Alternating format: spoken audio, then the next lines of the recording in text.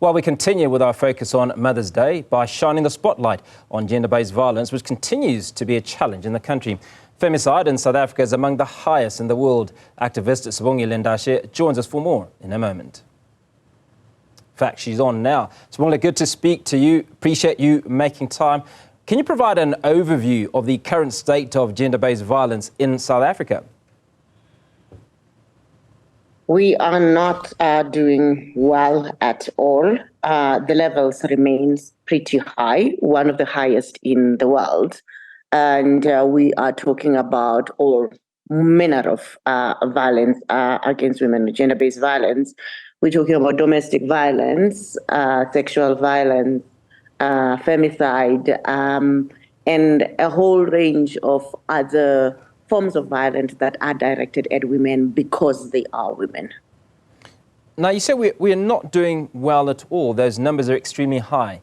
Why? Why do we see this trajectory either continue to go up, or at the very least seeming to maintain those numbers? We have a challenge on political will.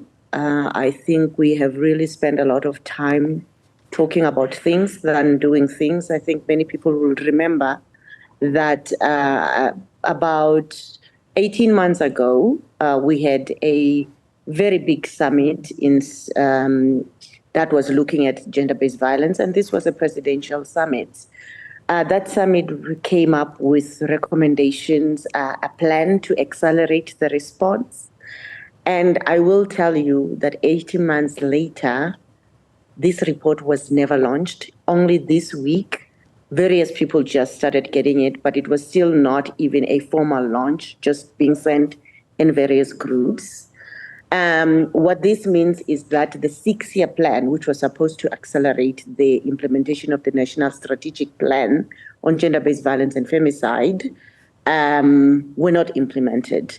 There was 6 months plan and there were 2 years plan, and I think by the end of the 2 years, which is supposed to be in November this year, we would still have not done that.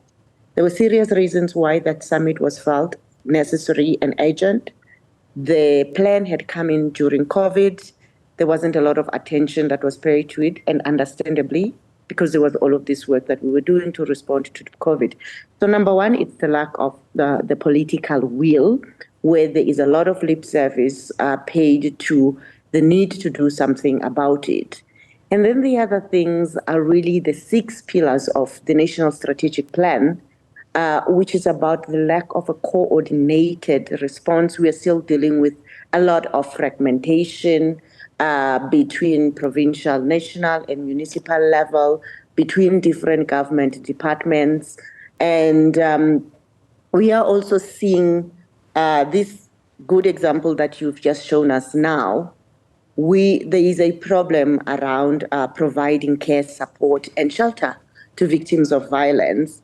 Over the news, the past number of weeks, we have seen how organizations like People Opposing POA, People Opposing Women Abuse, do not have or have not received, grants from the Department of Social Development. And this has meant that some of the shelters and services that they provide have had to close because of this lack of funding.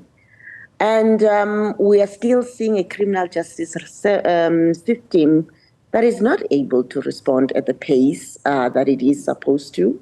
We have a problem of poor investigation. We have all of these gender stereotypes and rape myths that are applied when people go to the police station to seek violence, and still a culture where some of these issues are not taken seriously.